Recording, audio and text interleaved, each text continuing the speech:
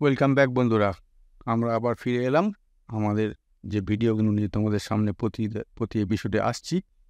এই মুহূর্তে এক্সেলের tips and tricks. আজকে আবার সেই আরেকটা নতুন ভিডিও নিয়ে তোমাদের সামনে হাজির হলাম এবং এই নতুন ভিডিওগুলোতে আবার কিছু তোমাদের একদম নতুন টিপস অ্যান্ড ট্রিক্স তোমাদের দেখাবো, যেগুলো হয়তো তোমরা জানো না। জেনে নিলে, শিখে নিলে তোমাদেরই কাজে এগুলো সুবিধা হবে। তো প্রথম যে টিপস অ্যান্ড ট্রিক্সটা দেখাবো সেটা হচ্ছে using smileys and symbol in Excel. Smileys and symbols in Excel মানে কি না, কোনো চার্ট আছে বা কোনো ডাটা আছে, তার এগেনস্টে আমরা কোনো স্মাইলি বা কোনো সিম্বল ব্যবহার করতে চাই এবং সেটা অবশ্যই কোনো কন্ডিশনের মাধ্যমে, মানে কোনো কন্ডিশন অ্যাপ্লাই করে সেটা কিভাবে করব সেইটা আমাদের দেখাবো। যেমন আমি এখানে একটা ছোট্ট টেবিল নিয়েছি। এই ছোট্ট টেবিলটায় বিভিন্ন আইটেম আছে। এটা বড় টেবিল হতে পারতো, যা খুশি হতে পারতো।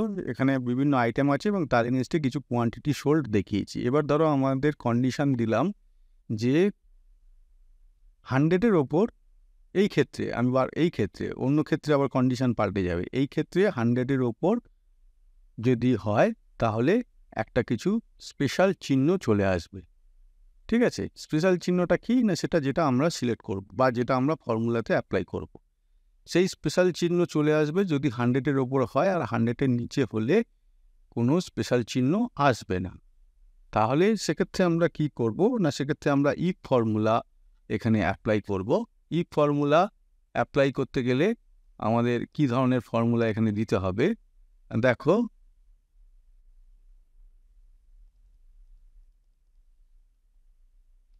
ইফ দিলাম ফার্স্ট ব্র্যাকেট ওপেন। এখানে কন্ডিশনটা কি বললাম তোমাদের, এখানে এই ক্ষেত্রে আমি এটা ধরে নিচ্ছি, এই ক্ষেত্রে 100-এর ওপর থাকতে হবে। 100-এর ওপর থাকতে হবে, তার মানে আমি ফার্স্ট সেল এটা চুজ করলাম, যেহেতু এটা প্রথমে আছে। গ্রেটার দেন ইকুয়াল টু 100, এটা হচ্ছে আমাদের কন্ডিশন হয়ে গেল। এটা কন্ডিশন। এইবার যেটা আমরা বলছিলাম, কোনো পার্টিকুলার ইমেজ বা সিম্বল বা স্মাইলি এখানে অ্যাড করব। এবার সেখানে আসবো, ডবল ইনভাইটেড কমা দিলাম, দিয়ে কি করব, Windows plus semicolon bottom, keyboard থেকে উইন্ডোজ বটমটা প্রেস করে তার সঙ্গে সেমিকোলন বটমটা প্রেস করতে হবে। করলে দেখো এই চার্টটা খুলে গেল। আবার বলছি, উইন্ডোজ কিটা প্রেস করে সেমিকোলন বটম। এখান থেকে আমরা বিভিন্ন এখানে সিম্বল আছে, বিভিন্ন ইমোজি আছে, এগুলো যেটা খুশি আমাদের এখানে আমি চুজ করতে পারি। ধরো আমি এখানে এই গ্রিন টিকটা চুজ করলাম, এই গ্রিন টিকটা এসে গেল। এবার ডবল ইনভাইটেড কমা ক্লোজ করে দিলাম। ক্লোজ করে দেওয়ার পর আর একটা কন্ডিশন এখানে আমি দিতে পারি, যদি 100-এর এখানে এই ক্ষেত্রে যদি এই পর্যন্ত করে যদি আমরা ছেড়ে দিই, তাহলে কি হবে, যেগুলো 100-এর নিচে সেগুলোর ভ্যালু, আচ্ছা দেখিয়ে নিই তাহলে তোমরা বুঝতে পারবে। আমি ব্র্যাকেট ক্লোজ করলাম, করে এন্টার করলাম, এটাকে ক্লোজ করে দিতে হবে, এন্টার, ফলস। এবার যদি এটাকে আমি টেনে দিই তাহলে এই রাইট চিহ্ন এলো। দেখো যেগুলো 100-এর নিচে সেগুলো ফলস এলো, যেগুলো 100-এর ওপরে সেগুলো রাইট চিহ্ন আসলো। আমাদের মনে হতে পারে যে এই ফলস, যে এই লেখাটা আমরা চাইছি না। যদি সেটা না চাই তখন কি করতে হবে না, এই যে এখানে ডবল ইনভাইটেড কমা দিয়েছি, দিয়ে আর একটা কমা দিতে হবে, দিয়ে এখানে double inverted comma open, double inverted comma close, এরম করে ছেড়ে দিতে হবে। তার মানে ব্ল্যাঙ্ক ছেড়ে দিলাম। অ্যাকচুয়ালি এই ডবল ইনভাইটেড কমার মধ্যে ব্ল্যাঙ্ক ছাড়লাম, তার মানে এখন আর ওই ফলস লেখাটা আসবে না, ওখানে ব্ল্যাঙ্ক থাকবে। ঠিক আছে, এবার আমি এন্ট্রি করলাম, দেখো এখানে আর কিছু ওই ফলস লেখাটা আসবে না, যেহেতু ডবল ইনভাইটেড কমার মধ্যে আমরা কিছু দিইনি, সেহেতু এটা ব্ল্যাঙ্ক দেখাচ্ছে, ফলস। এখানে এখানে রাইট টিকের জায়গা, এটাকে যদি আমি কালারিং করতে চাই, এখানে আমরা কালার করতে পারি।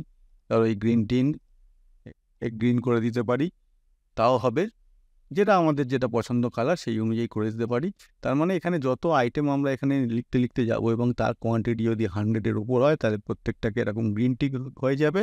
আর যেগুলো 100-এর নিচে সেখানে কোনো টিক আসবে না, সেলটাকে ব্ল্যাঙ্ক থাকবে। আচ্ছা, ওখানে যে ফলস আসছিল, ফলসের ডবল ইনভার্টেড কমা ব্ল্যাঙ্ক দিয়ে আমরা ফলসটাকে তুললাম। ডবল ইনভার্টেড কমার ব্ল্যাঙ্ক না রেখে আমরা ওখানে অন্য কিছু দিতে পারি, লিখতে পারি, সেটা তাহলে তখন ওখানে ফুটে উঠবে। ঠিক আছে?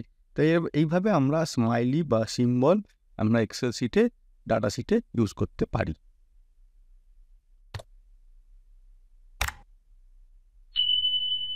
এরপরে যেটা আমরা করব সেটা হচ্ছে, কোনো ওয়ার্কশিট কাজ করছি, আমরা কাজ করে সেভ করলাম, কম্পিউটারে কোনো ড্রাইভে সেভ করলাম, ডেস্কটপে সেভ করলাম, ডকুমেন্টে সেভ করলাম, কোনো একটা জায়গায় সেভ করলাম। পরের বার যখন কাজ করার সময় সেই ফাইলটা আমরা ভুলে গেলাম কোথায় সেভ করেছি বা ফাইলটার কী নাম ছিল, ভুলে গেলাম। আমাদের খুব এটা মাঝে মাঝেই ঘটে থাকে যে ফাইলটা আমরা হঠাৎ করে কাজ করতে করতে সেভ করে বেরিয়ে গেছি, পরে যখন এসে খুলে কাজ করছি দেখছি যে সেই ফাইলটা মনে পড়ছে না কোথায় সেভ করছি, বা ফাইলটার নামও মনে পড়ছে না। সেক্ষেত্রে আমাদের কি করতে হবে না, উইন্ডোজ কি প্রেস করে প্রেস করতে হবে।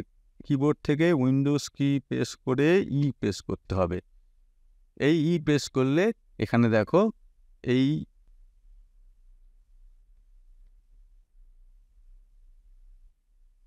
ঠিক আছে, ডট এক্সএলএস যে মুহূর্তে আমি এখানে দেখো সার্চ করছি, এখানে উপরে বারটা দেখতে পাচ্ছ, আস্তে আস্তে বাড়ছে, মানে ফাইলগুলো খুঁজে খুঁজে বার করছে।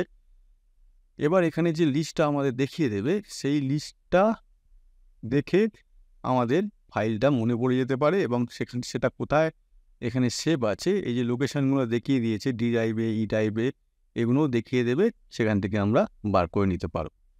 প্রচুর যত ফাইল থাকবে সব এখানে দেখিয়ে দেবে।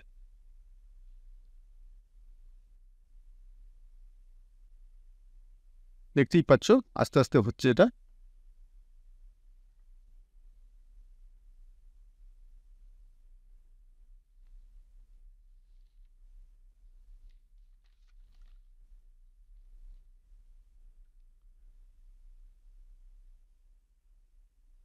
মোটামুটি এখানে পুরো ফাইলটা এখানে দেখিয়ে দিল। ঠিক আছে, এখান থেকে আমরা খুঁজে নিতে পারব।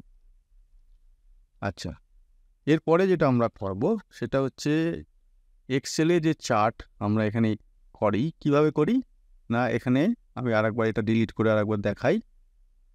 ডিলিট করে এখানে গেলাম, ইনসার্টে গেলাম, গিয়ে এখান থেকে চার্ট, যেরকমভাবে আমরা নর্মাল চার্ট এখানে ইনসার্ট করি সেরকমভাবে চার্ট এখানে এক্সেল করলাম, ইনসার্ট করলাম।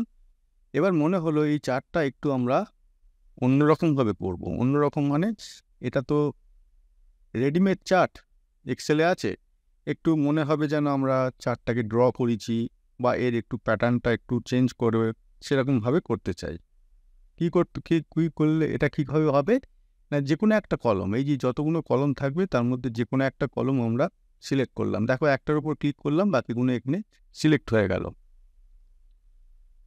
তো যে কোনো একটা সিলেক্ট যখন হয়ে গেল, যে কোনোর ওপর একটা রাইট ক্লিক করব, করে এখানে আউটলাইন বলে একটা অপশান পাবো। আচ্ছা, সিলেক্ট করার পর রাইট ক্লিক করব, রাইট ক্লিক করার যে মুহূর্তে করলাম, যেখানে এখানে ডায়লগ বক্স খুলে গেল, অপশান মেনু অপশান খুলে গেল। এখানে দেখো উপরে আউটলাইন বলে একটা অপশান আছে, যেখানে কালারটা অলরেডি যেটা কলমের কালার সেটা করা আছে, এখান থেকে আমরা চেঞ্জ করতে পারি কালারগুলো, চেঞ্জ করে এখান থেকে যেটা যেটা আমাদের পছন্দ সেইটা আমরা নিতে পারি। তো আমরা যেটা আছে সেটাই থাক। কি করব এবার, এই আউটলাইনের নিচে যে অপশানগুলো আছে সেই অপশানগুলো দেখো, এখানে চেঞ্জ কালার একটা, তো এখান থেকে চেঞ্জ কালার হয়ে গেল। আর একটা আছে স্কেচ, এই যে স্কেচ, এই স্কেচে দেখো এখানে দেখো পাল্টে যাচ্ছে, দেখতে পাচ্ছ তোমরা ব্যাকগ্রাউন্ডে। আমরা যেটা সিলেক্ট করছি এটা স্ট্রেট লাইন, এখন এটা আছে। এরপরে যদি এটা দেখানোর মতো, তো এই যেটা আছে কার্ভ অপশানটা, এটাই যদি যাই দেখো কলমের এটা কার্ভ অপশান চেঞ্জ হয়ে যাচ্ছে, তারপরে এটা পাল্টে যাচ্ছে, তারপরে যে জিগজ্যাগ টাইপের মতো আছে এটা যদি সিলেক্ট করি পাল্টে যাচ্ছে। তাহলে এটা মনে করো আমরা সিলেক্ট করলাম, দেখো এখন এটা পাল্টে গেল, নর্মাল আর যেরকম শেপে থাকে সেরকম শেপে আর নেই। আচ্ছা, এরপরে আমরা কি করতে পারি, এখানে এই ওয়েট অপশানটা আছে, একটু যদি আমরা এটা মোটা করে দিই, মানে এটা উইথটাকে বাড়িয়ে দিই, দেখো এখানে এই ধরনের এগুলো একটু অন্যরকম হয়ে যাচ্ছে। মানে নর্মালি আমরা যেটা চার্ট দেখে অভ্যস্ত সেটা হচ্ছে না, একটু অন্যরকম হচ্ছে। এটা মনে হবে যেন একটু আমাদের হাতে আঁকা বা এরকম কিছু, মানে আমরা যখন প্রেজেন্টেশন দেবো বা কাউকে ডাটাটা অ্যানালিসিসটা তুলে ধরবো, একটু অন্যরকম ইমপ্রেসিভ টাইপের লাগবে। এটা এখান থেকে তাহলে আমরা এই অপশানগুলো নিয়ে করে নিতে পারি। ঠিক আছে, এই দেখো এখানে আরও নানান রকম অপশান হবে, এই দেখো। ঠিক আছে, এখানে যত এখানে কালারের মধ্যে নিয়ে যাবে, মনে করে এই এরকম একটা হলো। ঠিক আছে, আরও এখানে নানান রকম অপশান আছে, সেই অপশানটা এখানে আমরা চুজ করে নিতে পারি। ঠিক আছে, এই দেখো এখানে কত রকমের অপশান হচ্ছে। ঠিক আছে, এটা অন্যরকম হলো, দেখতে ভালো লাগলো। ঠিক আছে, তো এই একটা অপশান যেটাকে আমরা বলছি হ্যান্ড রন এক্সেল চার্ট, মনে হবে যেন আমরা হাতে এই এক্সেল চার্টটা বানিয়েছি। আর লাস্ট একটা আজকে দেখাবো, সেটা হচ্ছে এই যে ডাটাটা আমরা এখানে কোনো সময় বিভিন্ন সময় ডাটা এখানে আমাদের সিলেক্ট করতে হয় এক বা একাধিক সেলের। মনে করো এই পুরো সেলটা সিলেক্ট করব, আমরা কি করি, একদম বাঁ দিকে মাউসের পয়েন্টারটা নিয়ে যাই, নিয়ে ড্র্যাগ করে এই শেষে নিয়ে আসি, বা কোনো সময় যদি মাঝখান থেকে করতে হয় মাঝখান থেকে এখানে সিলেক্ট করে এই পর্যন্ত নিয়ে আসি। এটা কী করি, মাউস দিয়ে করি, কিবোর্ড থেকেও করা যায়। কিন্তু প্রবলেমটা হচ্ছে যদি আমরা যদি পুরোটা সিলেক্ট করতে চাই, এখানে কন্ট্রোল এ প্রেস করব, পুরোটা সিলেক্ট হবে কিবোর্ড থেকে, সেটাও করতে পারি। কিন্তু মাঝামাঝি কিছু করতে গেলে আমাকে মাউস দিয়ে ড্র্যাগ অ্যান্ড ড্রপ করে করতে হবে। কিন্তু মনে করো আমাদের ল্যাপটপ ইউজ করছি, ল্যাপটপের সঙ্গে আলাদা করে কোনো মাউস নেই, তার মানে ল্যাপটপের যে টাচ প্যাডটা আছে সেইটা ইউজ করে আমাদের এই জিনিসটা করতে হবে। এটা অসুবিধে হয়ে যায়, ল্যাপটপের টাচ প্যাডে ইউজ করে এরকমভাবে ডাটা সিলেক্ট করা অসুবিধে হয়ে যায়। তাহলে আমরা কি করব, যেখান থেকে আমরা ডাটাটা সিলেক্ট করতে চাইছি সেখানে সিলেক্ট করে নেব, মনে করো এই 20403 এখান থেকে ডাটাটা সিলেক্ট আছে, সিলেক্ট করে নেব। এবার কিবোর্ডের শিফট কিটা প্রেস করে নেব, করে ধরো এই পর্যন্ত, এই যে 500 আছে এই পর্যন্ত আমরা ডাটাটা সিলেক্ট করব, তাহলে এখানে ক্লিক করে দেবো, দেখো পুরোটা সিলেক্ট হয়ে গেল। এগুলো কোন কার ক্ষেত্রে উপকার হয়, মানে কাজে লাগে, এগুলো ল্যাপটপ ইউজ করলে কি, আমরা নর্মাল কম্পিউটারেও ইউজ করে থাকি, কিন্তু ল্যাপটপ ইউজ করলে এর উপকারিতাটা ভালো বোঝা যায়। যেহেতু ল্যাপটপে টাচপ্যাড থাকে এবং সাধারণত আমরা এক্সটার্নাল মাউস ইউজ করি না, তাহলে এই ধরনের ডাটা সিলেকশন সেখানে একটু টাফ হয়ে যায়, একটু অসুবিধা হয়। তাহলে আবার দেখাই, যেখানে থেকে আমরা শুরু করব সেখানে এখানে মাউস দিয়ে সেটাকে সিলেক্ট করলাম, বা টাচপ্যাড কার্সার দিয়ে এটাকে সিলেক্ট করলাম, করে চেপে থাকবো শিফট কিবোর্ড থেকে করে। এবার যেখানে পর্যন্ত আমরা সিলেক্ট করতে চাই, মনে করো এই পর্যন্ত সিলেক্ট করতে চাই, তাহলে এইখানে ক্লিক করে দেবো, দিয়ে এই সিলেকশানটা হয়ে গেল। তাহলে এটা হচ্ছে আমাদের কিবোর্ড থেকে প্রেস করে পার্টিকুলার একটা সেকশন ডাটা আমরা সিলেক্ট করতে পারি। ঠিক আছে, তো এই আজকে এই চারটে এখানে দেখিয়ে দিলাম, চারটে টিপস অ্যান্ড ট্রিক্স। পরবর্তী ভিডিওতে আবার আমরা আরও প্রচুর আমাদের এখানে এক্সেলে টিপস অ্যান্ড ট্রিক্স আছে, যেগুলো তোমাদের দেখাতে থাকছি আগামী ভিডিওতেও। সেরকমই ইন্টারেস্টিং টিপস অ্যান্ড ট্রিক্স নিয়ে তোমাদের সামনে হাজির হব।